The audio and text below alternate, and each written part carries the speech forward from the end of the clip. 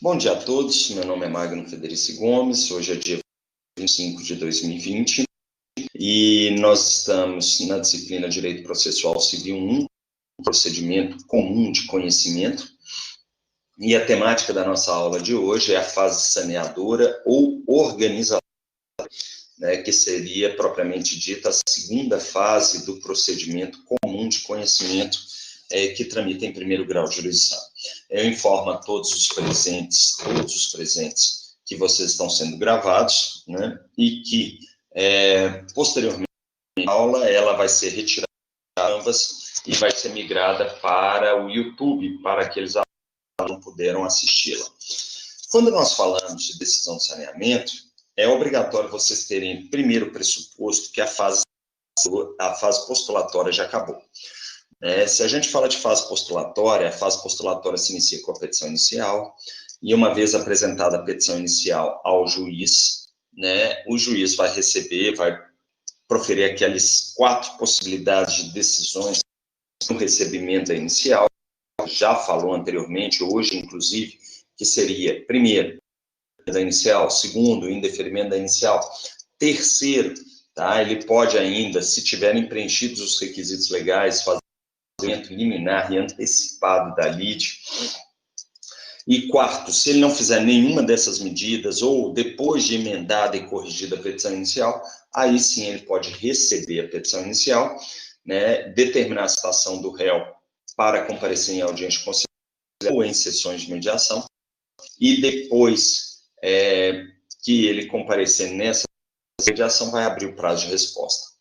É importante vocês terem uma ideia que, se por acaso houver um requerimento de tutela provisória liminar, seja ela de urgência ou de evidência, o juiz deve apreciá-la, Deve, porque não é faculdade deixar de apreciar, já nesse despacho inicial. Mas é muito comum alguns juízes falarem que, pelo princípio contraditório, ele só vai apreciar a tutela provisória após a manifestação do réu em sede de contestação. E aí a gente chega àquela ideia de que, citado o réu pelos meios legais, ou seja, nós estamos falando de citações pessoais que se dão ou por e-mail, uma regra geral aí, que é o e-mail, que ainda hoje não são efetivadas citações por e-mail, mas pode ser por carta com aviso de recebimento, que segundo Humberto Teodoro é a regra geral da citação no processo civil, mas essa carta, em regra geral, também tem que ser mãos próprias, ou por mandado, ou seja, o oficial de justiça se dirige à residência e o cita, intimando-o a comparecer nessa audiência de conciliação, e ainda pode ser casos de cartas, ou seja, carta precatória em outra jurisdição, carta rogatória no exterior, carta de ordem, quando determinada por um tribunal hierarquicamente superior àquele juízo que está cumprindo o mandado de citação, a ordem de citação, e aí ainda aquelas hipóteses de cooperação, jurisdição estatal e jurisdição privada, que seria a carta arbitral, Então, para todos os efeitos, essas são as citações pessoais. E aí nós temos aquelas hipóteses de citação ficta, E as citações fictas envolvem 2 citações: a citação por edital, após o esgotamento de todas as possibilidades de citação pessoal, e esse esgotamento se dá com a expedição de ofícios aos órgãos para a localização dos endereços do réu, que lá constam em seus cadastros. Ainda a citação por hora certa, quando o oficial de justiça, de ofício mesmo, ou mediante determinação de aqueles processos que tramitam mediante sigilo de justiça ou segredo de justiça, que ele, tendo suspeita de ocultação do réu, ele cita o réu na pessoa de quem ele encontrar naquela residência que foi apontada como residência do mandado na ação. Nas citações fictas, depois do recurso do prazo de resposta, quando ocorre a revelia do réu, o juiz tem que nomear curador especial ao réu citado por edital ou por hora certa, porque na forma do artigo 72 do Código de Processo Civil, vou até escrever aqui para vocês, 72, se não me falha a memória, vai ser o inciso 2, Nesses casos de citação, houve a nomeação de um curador especial que recai sobre a figura do defensor na vara, para que ele possa, de fato, apresentar contestação. E eu relembro a vocês que nessa hipótese de citação não se aplica o ônus da impugnação especificada de cada fato, que eu falei em contestação para vocês, cujo vídeo também está disponibilizado dentro do YouTube, né? Então, ou seja, ele vai poder fazer a contestação por negativa geral e o ônus de comprovar os motivos do direito do autor continuará sendo do próprio autor. Esse ônus da impugnação especificada de cada fato não se aplica, então, para o curador especial, para o dativo e para o membro do Ministério Público, tá? Quando apresenta contestação por si. Então, essas são as hipóteses de citação que nós já comentamos, já apresentamos o material para vocês anteriormente, para que vocês possam estudar. Depois da citação, o processo aguardando a data da audiência de conciliação. E nessa data de audiência, né, se por acaso o réu não quiser pedir o aumento da audiência, muita atenção, ele comparece na audiência e se não houver acordo, ele vai ter o prazo de 15 dias a contar dessa audiência para contestar. Se por acaso, muitíssima atenção, senhores, forem sessões de mediação, vão ser realizadas diversas sessões de mediação. E o prazo de só vai começar a ser contado a partir do momento que, na última sessão de mediação, o mediador certificar na ata que não houve possibilidade de acordo. Então, se houver uma certificação falando de possibilidade de acordo, aí, a partir daquela data, é que vai iniciar o prazo de contestação do réu. Além disso, como nós falamos em aulas anteriores, é importante vocês saberem também que, se por acaso o autor, na inicial, primeiro requisito, não deseja autocomposição, e o réu, tá, 10 dias da audiência, ele peticionar o pedido de cancelamento dessa audiência, aí tá tendo um ato bilateral, ou seja, o autor falando que não quer fazer acordo, né, não deseja se submeter à audiência de autocomposição. E ainda o réu peticionando expressamente, né, de maneira inequívoca nos autos, que deseja também fazer ação à autocomposição, aí sim o juiz pode cancelar a audiência de conciliação. Relembro a vocês que o não comparecimento em audiência de conciliação envolve ato atentatório da jurisdição e o juiz vai multar a parte que deixa de comparecer sem motivo justificado nessa audiência de conciliação. Tá? E essas previsões estão no artigo 334 e 335 do Código de Processo Civil. Disso, então, eu falo com vocês, né? Se não houve acordo, se houve o pedido de cancelamento da audiência, o prazo de contestação vai ser diferente. O prazo de contestação vai ser contado a partir do momento que houve o protocolo da petição de cancelamento da audiência. E o prazo é, no mínimo, 10 dias antes da audiência. Tá? Então, se for em 15 dias antes da audiência for feito o protocolo, aí ele vai ter o prazo de contestação a partir daquela data. Né? Então, protocolizou a petição pedindo cancelamento, a partir do protocolo. Tá? E aí falamos o seguinte, já falamos para vocês que a petição de contestação ela é uma petição incidente, protocolizada nos autos do processo, né? Ela é total, formal e específica, né? Ela tem elementos constitutivos por si só, né? Então nós temos lá as hipóteses que classificam a contestação como uma contestação, e aí a previsão normativa da contestação está lá no artigo 335, que fala do prazo da contestação, artigo 336, que fala dos elementos constitutivos e das características da contestação, 337 e 338, que apresentam o incidente de correção do polo passivo, quando o réu alega ilegitimidade passiva para figurar na demanda, o artigo 337 prevê as defesas processuais, todas as defesas processuais, que são aquelas que o réu tem que apresentar antes de adentrar no mérito da demanda. O artigo 338 e 339 vão falar do incidente correção passivo, né? O artigo 340 vai falar da arguição de incompetência, seja ela absoluta ou relativa.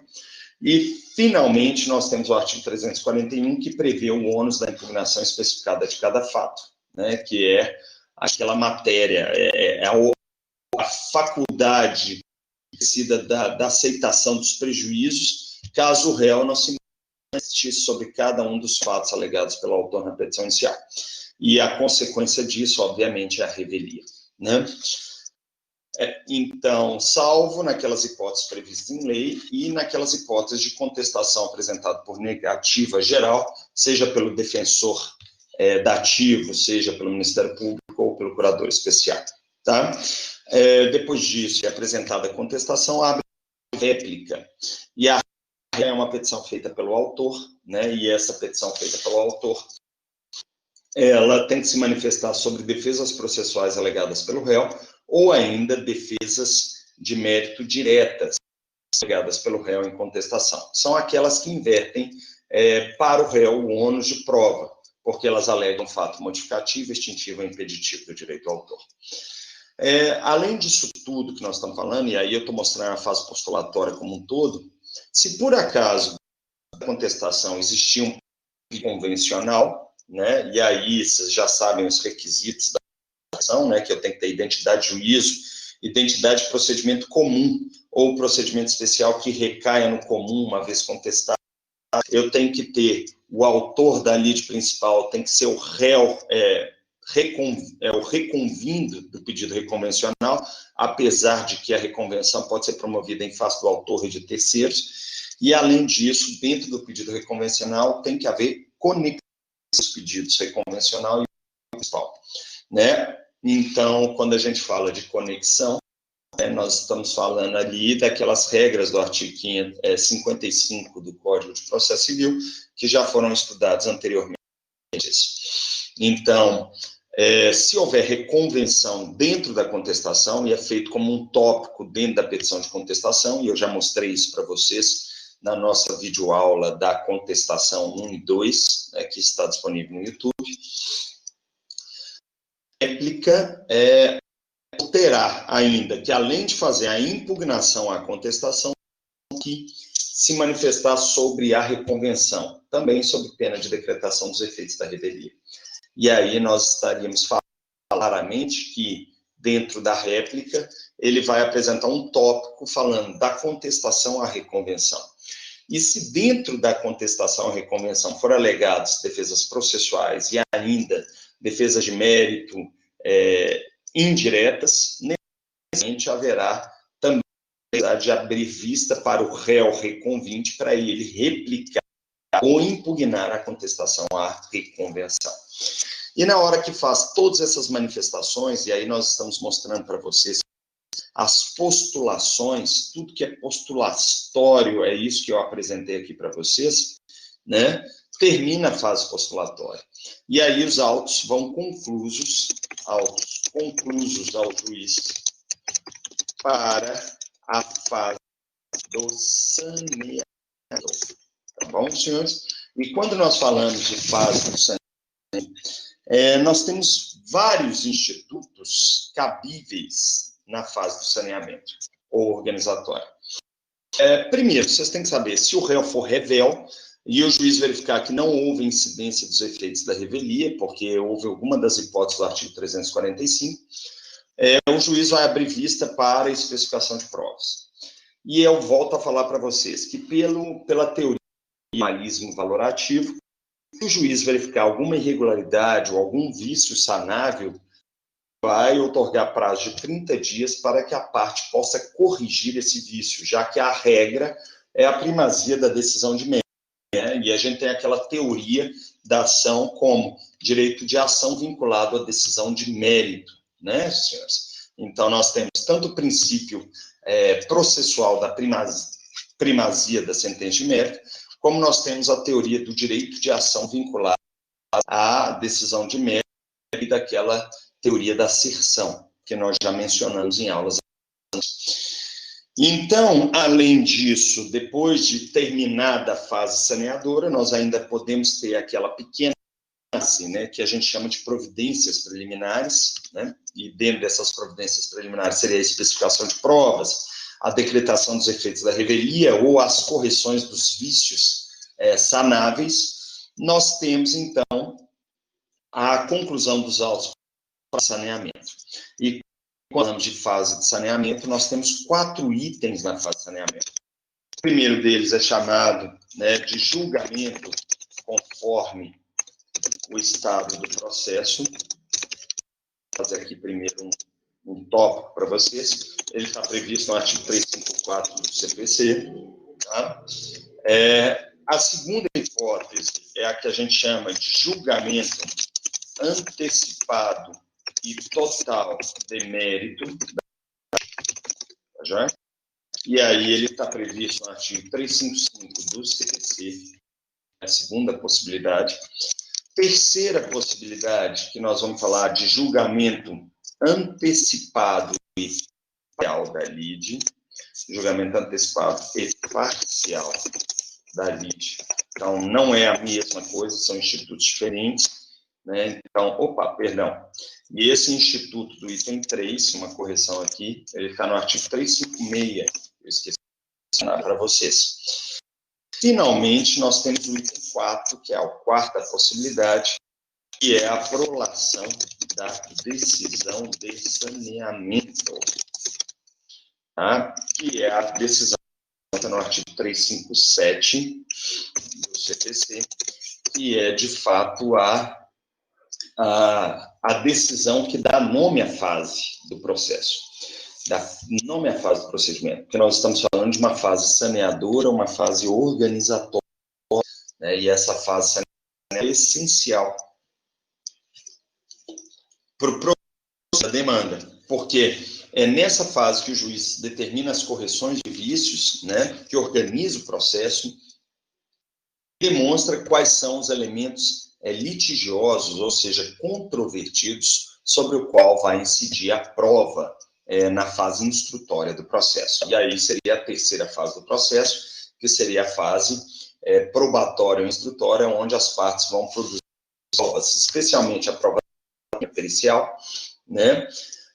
A eventual inspeção judicial, caso o juiz requeira, determine essa inspeção judicial, e, finalmente, a prova oral, que é produzida em audiência de instrumento, que é realizada nessa fase instrutória. Então, essa fase prova oral seria consubstanciada nos depoimentos pessoais das partes, caso uma parte requeira da outra, né, porque você só pode requerer pessoal da contraparte, não do seu próprio cliente. Isso aqui não é justiça norte-americana. A parte é testemunha, tá? A parte é interessada. E nós temos ainda a oitiva das testemunhas em audiência, né? Então, a audiência, termina a fase instrutória e o processo vai para a fase decisória, né? Com a alegação final oral na própria audiência ou substituição por memoriais escritos, né? E depois do eventual parecer final do Ministério Público, caso ele tenha processo na condição de custos, aí o juiz vai proferir a sentença final do procedimento comum de conhecimento em primeiro grau de jurisdição. Né? Então, mas não é o tema da aula, fase instrutória, nós vamos deixar isso para a próxima aula, né? E aí eu volto a falar disso aqui, rapidamente, e aí a gente termina com a fase instrutória, e aí eu vou falar de teoria geral das provas na próxima aula. Dito isso, o que nós temos? Nós estamos em fase saneadora ou organizatória. Os 4 elementos que eu já identifiquei. Relembro, julgamento conforme o estado do processo, artigo 354. Julgamento total e antecipado da lide, artigo 355. Terceira possibilidade, julgamento antecipado e parcial da lide, artigo 356. E, finalmente, nós temos a quarta medida possível, a quarta, né, que é, de fato, o que nós chamamos de prolação da decisão de saneamento, que vai abrir a terceira fase, que é a fase probatória ou instrutória. Então, aqui nós temos esses elementos. E eu gosto de falar para os senhores o seguinte: se o juiz proferir a decisão do item 1, tá? Ela será compatível com as decisões dos itens 2, 3 e 4. E por que será incompatível? Porque a decisão do item 1, prevista no artigo 4, ela extingue o processo, né, sem resolução de mérito, ela extingue o processo. É uma extinção do processo na forma dos incisos do artigo 485 do CPC, ou dos incisos 2 ou 3 do CPC, que seriam formas de com resolução de mérito. Então, prestem muita atenção. A regra geral é que a decisão que julga o processo na fase em que ele se encontra, que a gente chama de julgamento conforme estado do processo, ela é uma extinção, ela é uma decisão que tem natureza jurídica de sentença. Então, aí eu volto a vocês. Que tipo de sentença? A sentença do 485, que extingue o processo por sentença terminativa, né? Então, poderiam ser sentenças terminativas ou definitivas por prescrição ou decadência, ou ainda que homologa reconhecimento da procedência do pedido, ou ainda ou transação, homologa transação, ou renúncia do direito sobre o qual se funda a ação. Então, quando a gente fala de julgamento conforme o estado do processo, nós temos a previsão do artigo 354, que agora eu vou trazer para vocês, vou puxar ele aqui do CPC e vou apresentar para vocês. Lá no caput do artigo 354, lá fala o seguinte, prestem muita atenção, do CPC. Ocorrendo qualquer hipóteses previstas nos artigos 485, sentenças terminativas, ou no 487, incisos 2 ou 3, que são decisões definitivas, mas não qualquer uma delas, né, que é aquela que declara de ofício ou a requerimento de prescrição ou decadência, inciso 3, que é a que homologa transação, renúncia, ainda reconhecimento da procedência do pedido pelo réu, aí sim o juiz já profere a sentença e põe fim ao processo. Tá claro, gente? Nós estamos falando de hipóteses em que o juiz profere sentença e da sentença o recurso cabível é a apelação, na forma do artigo 1009 do CPC. Então, senhores, nós estamos falando que essa é a regra do julgamento conforme o estado do processo. O juiz sentencia o processo e acaba com o processo. Então, por exemplo, se não há correção de um vício processual que cabia à parte autora, o juiz vai lá e extingue o processo na forma do artigo 485. O autor terá que apelar. Tá claro, gente? Se por acaso o réu alega decadência e prescrição, e aí o juiz acolhe a alegação de mérito, ele vai sentenciar com resolução e o autor terá. Tá claro? Se por acaso ele homologa acordo entre as partes, tá? As partes chegaram em acordo em audiência de conciliação, o juiz homologa na hora. É uma sentença de artigo 354, tá bom? De julgamento conforme o estado do processo. Nem se pense, porque se a gente fala de transação, significa que essa transação pode ter sido feita em audiência de conciliação, e não é. E aí o juiz nem abre vista para contestação. nós estamos falando, o em audiência, ele já homologa, tá? E normalmente as partes não apelam dessa sentença porque não tem interesse recursal. E o mesmo pode acontecer. Autor peticiona inicial, o juiz recebe, cita réu, audiência de conciliação, o réu vem e peticiona nos autos reconhecendo a procedência do pedido do autor. Aí o juiz vai lá e homologa o reconhecimento da procedência do pedido do autor, se ele estiver, relembro, com ação com poderes especiais para isso. E pode acontecer a mesma por parte do autor. O autor renuncia o direito potestativo que ele pede no processo de conhecimento. E aí o juiz vai lá e praticamente homologa a renúncia do direito sobre o qual se funda a ação. E o processo acaba. E essa é a regra geral. Essa é a regra geral do julgamento conforme o estado do processo. No entanto, nós temos uma exceção. E a exceção é no artigo 354, parágrafo único, P1 do CPC. E aí, quando a gente fala dessa exceção, nós estamos falando que o processo não vai acabar. E por que o processo não vai acabar? Porque o juiz vai extinguir um ou mais pedidos nas formas do artigo 485 ou 487, incisos 2 e 3 do CPC, mas vai determinar o procedimento do feito para outros pedidos. Não é isso? Quando o juiz faz isso, que é a exceção do parágrafo único, ele não profere sentença, porque a sentença tem que envolver o esgotamento da tutela original, é aquele em jurisdição. Então, quando ele faz isso, que ele profere uma decisão para 1, 2 pedidos sem resolução, ou com resolução nessas formas, ele profere decisão interlocutória. E a decisão interlocutória está prevista no artigo 203, parágrafo 2º do CPC, e é aquela que resolve questão incidente sem esgotar a tutela jurisdicional de uma determinada instância. Claro, gente?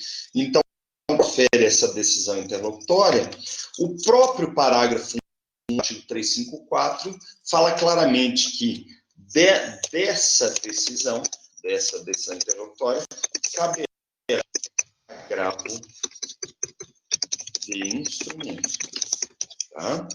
E o agravo de instrumento é o recurso cabível contra decisões interlocutórias, como nós já vimos, na estabilização da tutela provisória de urgência antecedente. Aqui a hipótese de cabimento seria propriamente dita do artigo 354 do CPC no seu parágrafo único. E eu vou transcrever o parágrafo único, que é exatamente isso que eu acabei de explicar. E lá fala, a decisão a que se refere o caput pode dizer respeito a apenas parcela do processo, caso em que ela será impugnável por agravo de instrumento. Então, cabendo o agravamento, então aí a parte tem que agravar de instrumento. Se não, pode fazer coisa julgada formal, se a decisão interlocutória for de artigo 485, fazer coisa julgada material, se a decisão for de artigo 487, inciso 2 e 3, para 1 ou mais pedidos. Tá claro, senhores? E esse caso é o item 1, que é o que nós chamamos de julgamento conforme o processo.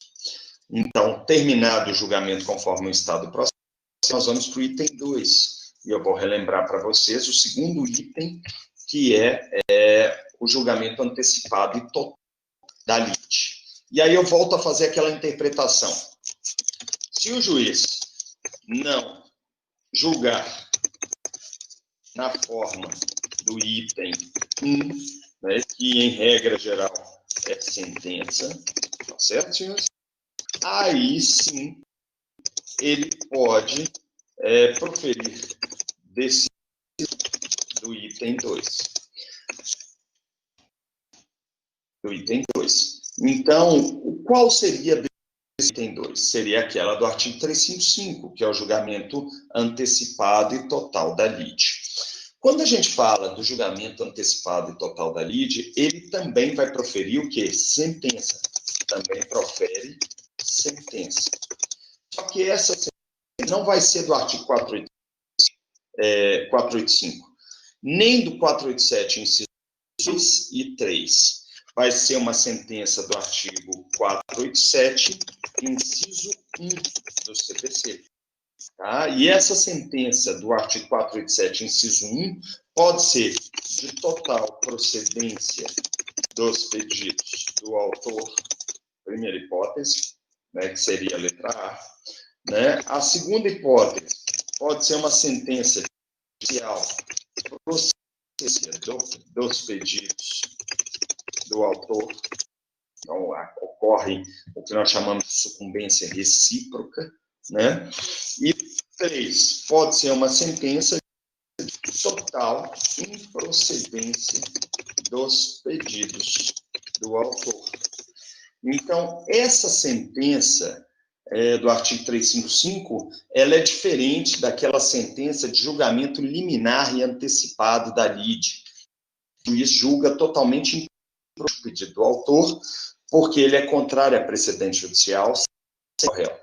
Aqui nós estamos falando o seguinte: já houve citação, já houve esgotamento da fase postulatória e o processo é fase saneadora ou organizatória. Então, é um momento em que o juiz ele pode julgar de uma forma em que seja favorável ao autor, seja desfavorável ao autor, ou seja em que ele julgue em parte, tanto favorável ao autor, quanto acolher as alegações do réu. Então, aqui nessa sentença, ele pode julgar a favor do autor, e não há violação do contraditório, porque já foi citado, já contestou, já exerceu seu direito de ampla defesa. Pode julgar também parcialmente procedente o pedido do autor pelos mesmos motivos, porque o réu já exerceu seu direito constitucional de contraditório e ampla defesa como princípios institutivos do processo, né? Então já cumpriu aquela ideia de processo justo e democrático, né? Pode ainda julgar contra o autor, se ele não produziu a prova do fato constitutivo do seu direito. Então, nós temos essas possibilidades. E por isso eu falei para vocês anteriormente que a sentença do item 2 é incompatível com a do item 1. Porque o teor decisório é diferente. No item 1, que é o julgamento conforme o estado do processo, eles tinham resolução ou condenação por decadência, prescrição, ou mesmo porque ele homologa transação, renúncia do direito sobre falsa fundação, ou ainda ele homologa o que nós chamamos de reconhecimento pedido pelo réu. Então, são decisões totalmente diferentes, e por isso elas são incompatíveis. Mas ainda assim, nós estamos falando que ele profere o quê? Sentença. Ou ele julga conforme o estado do processo, ou ele julga total e antecipadamente o do processo. Falando de julgamento antecipado, o julgamento antecipado mérito ou da lide está previsto no artigo 355 do CPC de 2015, que eu vou transcrever para vocês aqui, para a gente fazer uma análise mais profunda sobre ele. Né? Então, lá fala: o juiz julgará antecipadamente o pedido, proferindo sentença com resolução de mérito, quando não houver a necessidade de produção de outras provas. Esse é o inciso 1. 2, quando o réu for revel, ocorrer o previsto no artigo 344, que são os efeitos da revelia, ou seja, aquela presunção relativa de veracidade, né? Presunção relativa de veracidade, houve requerimento de prova, né? E mesmo quando há o requerimento de prova, se o juiz entender que a prova requerida ela é desnecessária, ele pode automaticamente indeferir a prova e já proferir o julgamento antecipado da lide. Então, nós estamos falando de total e antecipado, que envolve, então, como eu estou falando aqui, uma sentença definitiva, do artigo 487, inciso 1 do CPC. Né? Então, que ele aprecia o pedido do autor ou do réu reconvinte. E aí ele julga direto esses pedidos. Tá claro, senhores? Cabe, então, também julgamento antecipado naquela hipótese em que existe reconvenção. Então, a partir da leitura do 355, nós temos que ensinar para vocês os requisitos de aplicabilidade, não é isso? Aplicabilidade do artigo 355 do CPC. Então, vamos a eles. Primeira hipótese, que é a questão litigiosa versus matéria exclusivamente de direito. E eu já falei para vocês o que é uma questão exclusivamente de direito. O que é uma questão exclusivamente de direito? É aquela cuja prova é exclusivamente documental, e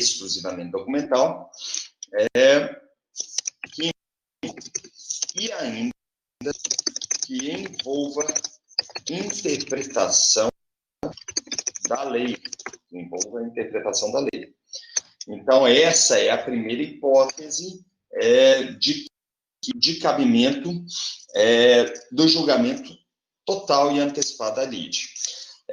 Além desse caso, nós temos outra possibilidade, né, que em que a prova já tenha sido produzida pela parte. Então, dessa prova já ter sido produzida, a jurisprudência fala que ainda é julgamento antecipado da lide quando a prova é documental e pericial. Ou seja, o juiz proferiu decisão de saneamento, mandou realizar a perícia foi produzida e depois da produção da prova pericial, o juiz já se convenceu de todos os elementos constitucionais do direito do autor e indefere a prova oral. Então, o segundo caso seria naquele caso, né, de indeferimento de prova oral. E quais são as provas? Aquelas que eu já falei para vocês. Depoimento. Então, eu vou falar de indeferimento ou desnecessidade de produção de prova oral. Qual é a prova oral? Depoimento pessoal das partes ou interrogatório, quando determinado de ofício pelo juiz, e ainda da prova testemunhal. Tá? Então, esse item 1 fala lá no artigo 355, inciso 1, que não houver necessidade de produção de outras provas, é o que nós chamamos na doutrina de teoria da causa madura. Né? Então, a doutrina faz uma referência ao fruto que está na árvore, não é isso? E esse fruto na árvore seria necessariamente o quê? A partir do momento que a maçã está madura, você está pronto para ir lá e colher aquela fruta. Né? Então, quando o processo está maduro para julgamento, o juiz não vai mais postergar o feito em função do princípio da razoável duração do procedimento, né? Princípio constitucional, visto lá no artigo 5º, inciso 78 da Constituição, e aí, de celeridade procedimental e razoável duração do processo, por efetividade processual, ele vai lá e fala, não, audiência de instrução, que vai demorar muito tempo para realizar, e eu automaticamente já profiro sentença. Né? Então, isso aqui é a aplicabilidade da teoria da causa madura. Notem, senhores, que dentro do julgamento antecipado da lide, não existe como requisito do precedente judicial. Pode ter precedente ou pode não ter. Então, o precedente judicial ele não é um requisito elementar para o julgamento antecipado da lide, né? Então, dito isso, vamos para frente e aí nós temos mais, né? A segunda hipótese, né, ou o segundo requisito, além da questão litigiosa versar matéria exclusivamente de direito, ou sendo de direito e de fato, é a segunda que eu já apresentei, ou colocar 1.2, pois, sendo de direito e de fato, que a prova já está produzida nos autos. Ou seja, nós estamos falando que, nesse caso, o processo se encontra em condições de imediato julgamento. Então, esse seria questão exclusiva de direito, ou quando a questão encontra-se em condição de imediato julgamento. Eu tenho um segundo requisito, e o segundo requisito é, necessariamente, o cumprimento pleno de todos os princípios processuais previstos na teoria geral do processo. Então, contraditório, tem que ter ampla defesa, né? Tem que ter primazia da decisão de mérito, tem que ter instrumentalidade de formas, nós temos que cumprir todos os processuais, sob pena de quê? De ensejar um vício de procedimento. E se houver vício de procedimento, o tribunal de segundo grau vai poder analisar o acerto ou o erro dessa decisão que fez o julgamento antecipado. E nós temos ainda outra hipótese, né, que aí é um requisito que pode ser configurado ou não, que é o requisito 3, né? Então eu vou pôr 1.3. Esse requisito 1.3 seria a revelia do réu. A revelia do réu.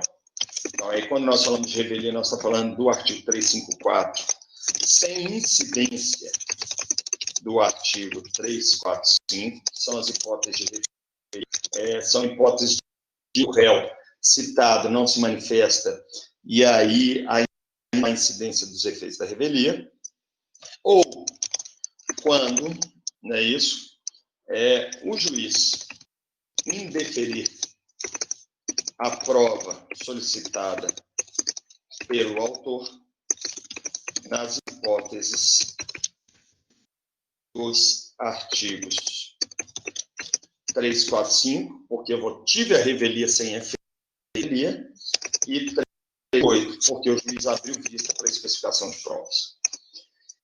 Então, nós temos um requisito que pode se subdividir em 3 requisitos, que é 1.1, que é questão exclusiva de direito, 1.2, que sendo de direito de fato a prova já tivesse sido produzida validamente dentro do processo, e ainda 1.3, que é a revelia do réu, né, que pode ser revelia com seus efetivos efeitos, porque o autor já na petição de uma prova documental robusta, capaz a induzir um juízo de verossimilhança ao juiz, e ainda quando o réu, mesmo revendo o feito, em hipótese de não ocorrência de revelia, porque a questão é de interesse público, ou seja, de direitos indisponíveis, ou a fazenda pública está litigando, ou o autor não produziu prova documental capaz de induzir a verossimilhança das suas alegações, e aí o juiz abre vista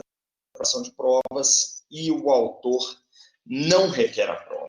Ou seja, quando o juiz indeferir a prova solicitada pelo autor nas hipóteses do artigo 345 ou 348, ou quando, muita atenção, ou quando o autor deixar de requerer a prova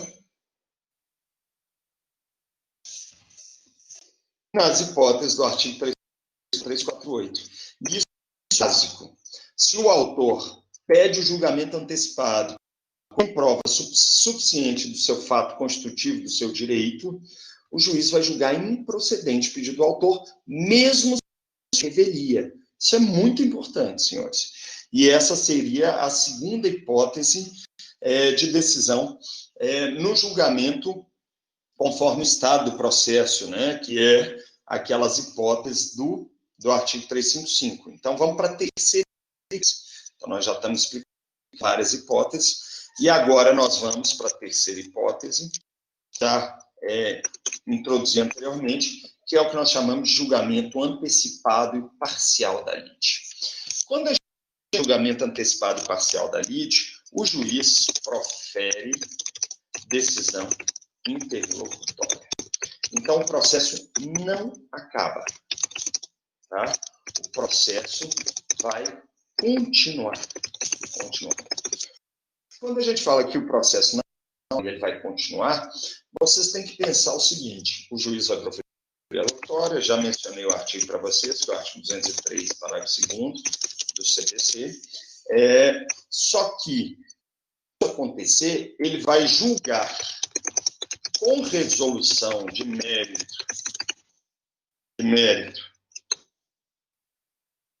Então, nós estamos falando daqueles casos do artigo 487, inciso 1,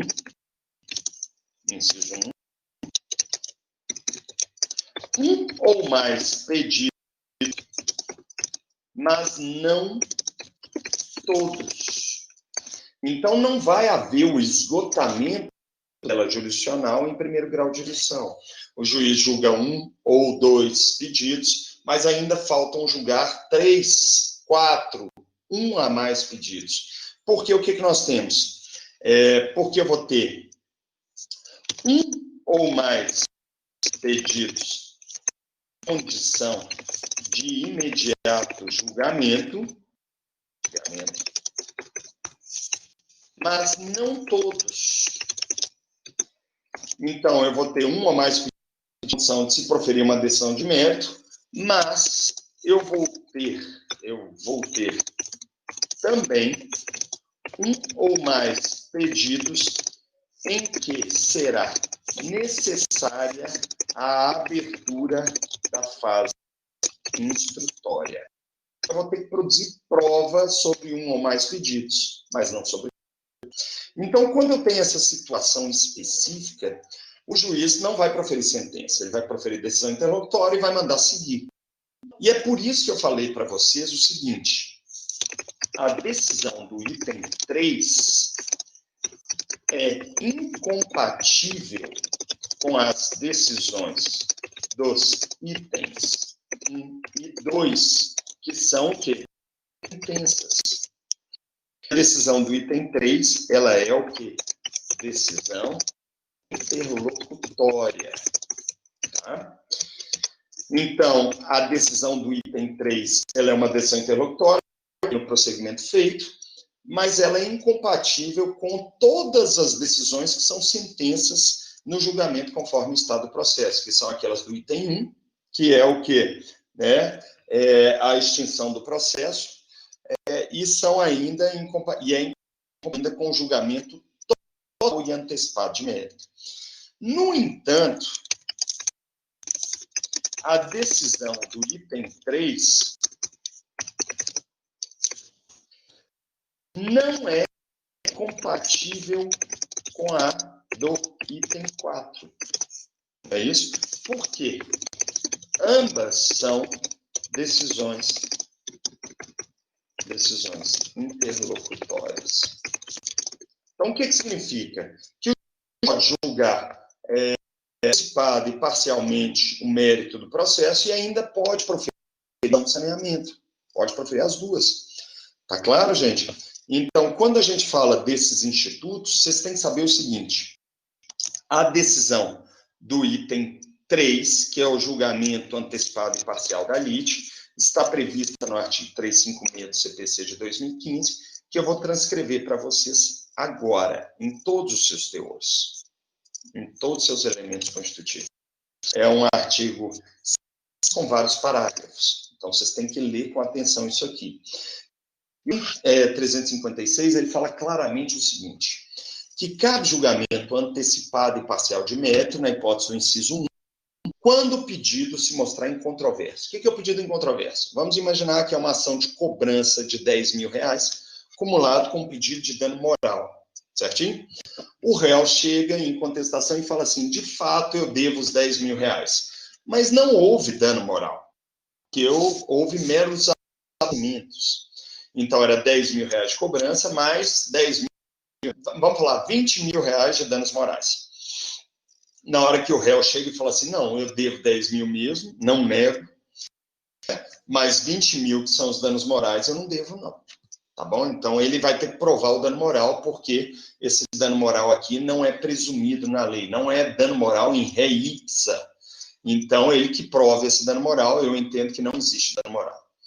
Na hora que o juiz a aceitação do pedido de 10 mil, mas a discordância como parcela controvertida do valor do pedido do dano moral, de 20 mil, ele pode automaticamente proferir uma decisão interlocutória, prestem muita atenção, condenar o réu a pagar os R$10.000 e mandar o feito prosseguir, proferindo decisão de saneamento, para instruir o pedido de dano moral. Tá claro, senhores? Então, essa seria a primeira hipótese de julgamento parcial e antecipado de mérito.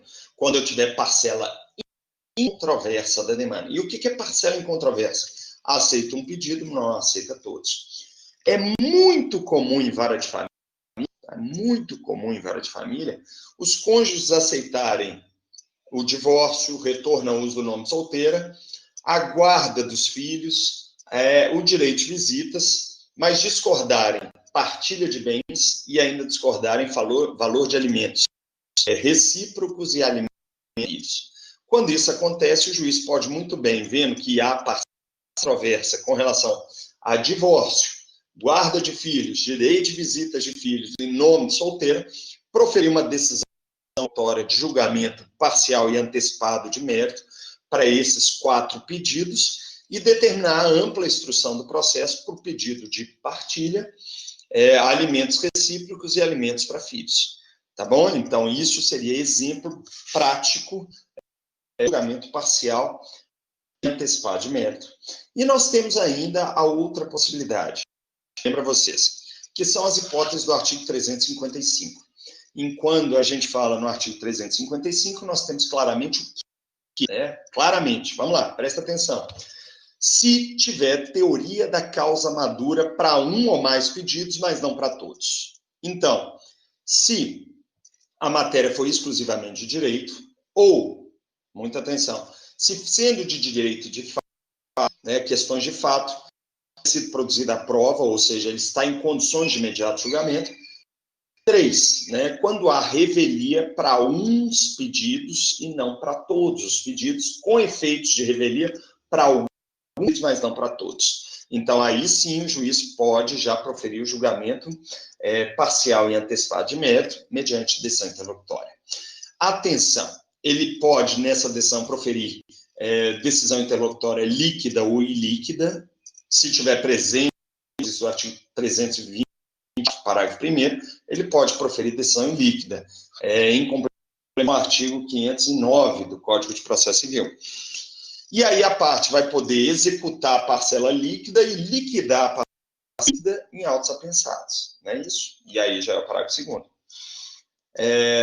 Nós temos ainda a possibilidade de execução dessa decisão mediante cumprimento de sentença, não é isso? E aí nós temos que saber o seguinte, decisão interlocutória,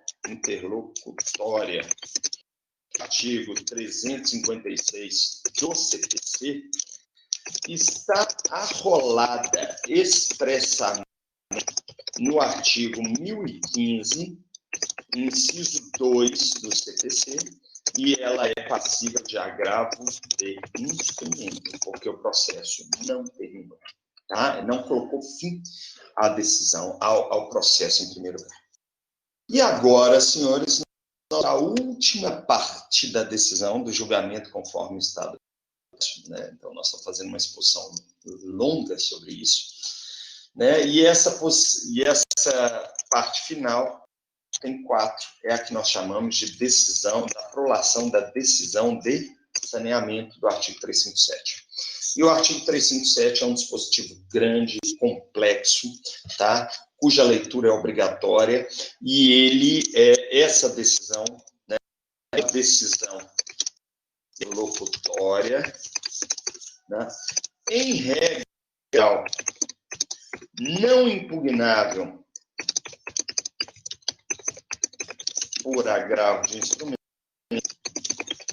tá? Salvo quando ela inverte um ônus de prova, tá certo, senhores? Ou quando ela indefere a inversão do ônus de prova regularmente requerida, né? Porque ela é impugnável, ela é usável em de apelação ou em contra-razões. E essa é a primeira parágrafos do artigo 1009 do CPC. Tá? Artigo 1009 do CPC. Então, isso aqui é uma matéria que vocês devem aprender a posteriori, mas tem que saber o seguinte, retirando casos de exibição de documento, retirando de inversão de ônus de prova, a decisão de saneamento não é impugnável por agravo de instrumento, mas ela não está sob preclusão na forma da sistemática recursal do CPC. Então, quando a gente fala de decisão interlocutória, ela é incompatível com o item 1, que é a sentença do julgamento de extinção do processo, ela é incompatível com o item 2, que é a sentença do julgamento total e antecipado da lide, mas ela é compatível com a do item 3. Então, se o juiz parcialmente antecipadamente a lide, ele pode, na mesma decisão, já proferir a decisão de saneamento. Esse seria o ideal. Uma decisão interlocutória só, em que ele julga parcial e antecipadamente a lide, e ainda que aprecia os elementos constitutivos da fase probatória. E esses elementos constitutivos estão no artigo 357, e eu vou transcrever ele inteiro para vocês. 9 parágrafos, tá? E esses 9 parágrafos no CPC de 2015 são... Bom, então, vamos lá. CPC. Primeiro, o juiz vai proferir decisão interlocutória, vai fazer o quê? Resolver as questões processuais pendentes, se houver. Necessariamente é para rejeitar. Por quê? Porque se ele fosse acolher, ele extinguiria o processo sem resolução de mérito.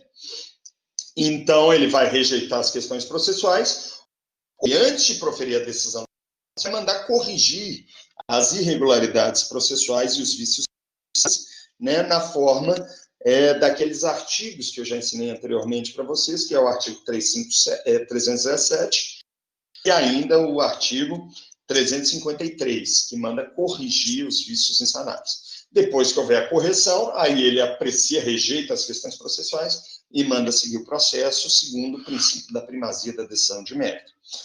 2, ele vai delimitar fato e direito sobre qual é a atividade probatória. O que significa isso, gente? Ele vai fixar os pontos controvertidos na forma do inciso 2. E depois que ele fixa a parcela controvertida, manda o que o autor falou na inicial que o réu não concordou, isso é ponto controvertido. Na hora que ele fixou o ponto controvertido, ele já defere a prova que vai ser necessária para aquele ponto controvertido. Prova pericial, prova testemunhal, depoimento pessoal e assim por diante. Tá bom? Então, primeiro elemento, fixar as questões processuais. Segundo elemento, fixar os pontos controvertidos e deferir ou indeferir a prova requerida pelas partes para que seja elucidado o ponto controvertido, qual incide a demanda. Depois, ele vai definir a distribuição de ônus de prova, então ele vai falar se a prova cabe ao autor em distribuição estática do ônus de prova, ou se ele vai inverter o ônus de prova para o réu, porque ele alegou defesa de mérito indireta, né, que é o ônus de prova, ou se vai deferir o que nós chamamos de distribuição dinâmica de prova. mas essa é a temática da aula que vem, que vai ser realizada no dia 1º/6/2020, tá? Finalmente, ele vai designar a audiência de instrução e julgamento para a produção da prova oral. Relembro, depoimento pessoal das partes e oitiva de testemunhas, e ainda, se for necessário, esclarecimentos do perito, tá? Se houver pedido de esclarecimento de perito, sim, nós temos a necessidade de produção de prova em audiência. Tá claro, gente? Muita atenção. Atenção aqui. Se por acaso o juiz profere saneamento publicadas mediante intimação no Diário Oficial, as partes terão um prazo de 15 dias legal para juntar o seu rol de testemunhas, tá? Então, vamos ler os dispositivos, tá? E no máximo 10 testemunhas no procedimento comum, sendo no máximo 3 testemunhas para cada fato. Atenção, esse prazo judicial ele pode ser alterado pelo juiz. Então, se o juiz falar que as partes têm 5 dias para juntar o seu rol de testemunhas, é esse prazo que vai ter que ser observado, porque aí prevalece o prazo judicial. E o juiz pode ainda, verificando que a ação é complexa e demanda alta litigiosidade, marcar uma audiência de saneamento. E essa audiência é uma audiência especial de saneamento, em que ele convoca as partes para, de cooperação, proferir a decisão de saneamento em audiência. Atenção, é uma audiência dinâmica. Ele primeiro tenta fazer acordo entre as partes, se não houver acordo, ele fala, tudo bem, não houve acordo, então vamos proferir a decisão de saneamento. Autor, o que você quer produzir e por quê? E aí começa a discutir quais são os motivos de prova. E aí, réu, você concorda? Não concorda. E aí o juiz já convencimento dele, e aí na própria audiência ele já profere a decisão falando quais são as provas que vão ser produzidas. Tá bom, senhores? Isso a gente chama de audiência de saneamento mediante cooperação, né? Nesse caso, o rol de testemunhas tem que ser juntado na própria audiência de saneamento, sob pena de preclusão. Então, por exemplo, a parte chega lá e fala assim, vamos fazer, eu quero a audiência de saneamento, na audiência de saneamento, eu quero produzir prova para produzir a prova do dano à violência. Aí o réu fala, você concorda com o dano moral? Não. E por que não? Porque não está produzida a prova. Então vamos produzir a prova do dano moral. Aí ele vai olhar para o autor e vai falar assim, autor, cadê o rol de testemunhas? Se o autor chegar e falar assim, excelência, eu peço prazo para juntar o rol de testemunhas, o juiz vai olhar para ele e vai falar, indefira a prova testemunhal por preclusão, já que ele não trouxe o rol de testemunhas na audiência de saneamento. Matou.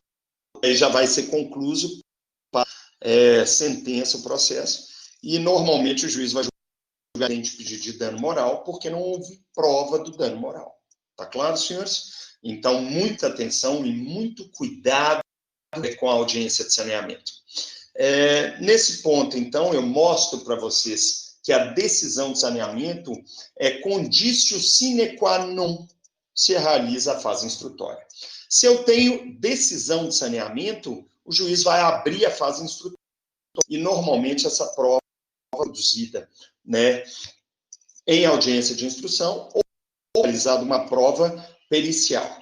Eu relembro a vocês, fazendo um link com a matéria anterior, que uma vez proferida a decisão de saneamento, ocorre a estabilização definitiva da lide. Então, não vai ser mais possível ao autor emendar a sua inicial, né, ou aditar a sua inicial. Nem causa de pedir, nem pedido. Porque depois da fase de saneamento, as provas já foram definidas. Então, não tem mais como de proferir uma nova decisão de saneamento e determinar a produção de provas. Tá bom, senhores? Então, nesse momento, eu encerro a minha apresentação, né, sobre a fase saneadora e organizatória. Eu demonstro para vocês que eu fiz um resumo da fase postulatória antes de entrar na fase saneadora e organizatória, para que ela fique mais robusta, para que vocês, de fato, entendam os elementos constitutivos da fase saneadora.